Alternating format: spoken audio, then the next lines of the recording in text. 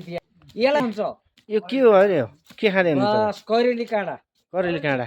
हाम्रो पूर्वी रुकुम लुम्बिनी प्रदेश हजुर पूर्वी रुकुममा यसलाई करेली काँडा भन्छ हजुर अनि त्यसपछि हामीहरू घोडा चराउन जाँदा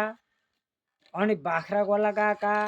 हजुर गोरु लगेका भैँसी लगेका तल खेतमा गएको बेला हामी चैत वैशाखमा हजुर टक्क लाएर गहुँ काटिसकेको हुन्छौँ हजुर त्यस बेला च्याट्ट लाएर यो करेली हामी खाने अनि त्यसपछि काफल गेडी भन्छौँ तपाईँहरूले भुइँ काफल भन्नुहुन्छ त्यसलाई अनि यसै गममा खाइन्छ मिठो छ यही हो खोज्यो मिठो छ अरे अच्छा अनि यो स्वास्थ्यको लागि फाइदा हुन्छ भन्छन् अनि के विशेष गरेर यसको काम के हो भिटामिनमा के पर्छ थाहा छ केरा अनि त्यसपछि यो अब यसमा त्यो के भन्छ यसलाई चाहिँ हाम्रोतिर एउटा सिउँडी भन्छ सबैले थाहा पाउनु भएको होला खानु भएको पनि होला हजुर यसलाई चाहिँ सिउँडी यो भन्छ यसले ए भिटामिन हामी सानो सानोमा यसलाई गाई मेवाको काम गर्छ यसले मेवाको मेवाको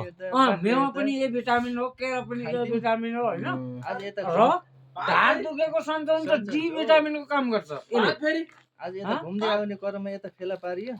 अनि एकले खानुहुन्छ होइन खान्न तपाईँलाई पनि दिन्छु आधी त्यसपछि आधी आधी खाउँ ल ओके छ त ल खै भाजेर दिनु त हजुरले आज घुम्दै आउने क्रममा यता फेला पारियो त्यसपछि यता निकै रमाइलो पनि भयो अनि चाहौँ त तपाईँ पनि चाख्नुहोस् है ल तपाईँ त सुटी खाएको होइन खाएको छैन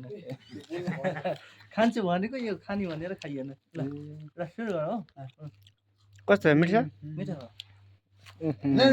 एकदम स्वादिष्ट छ यार यो कस्टम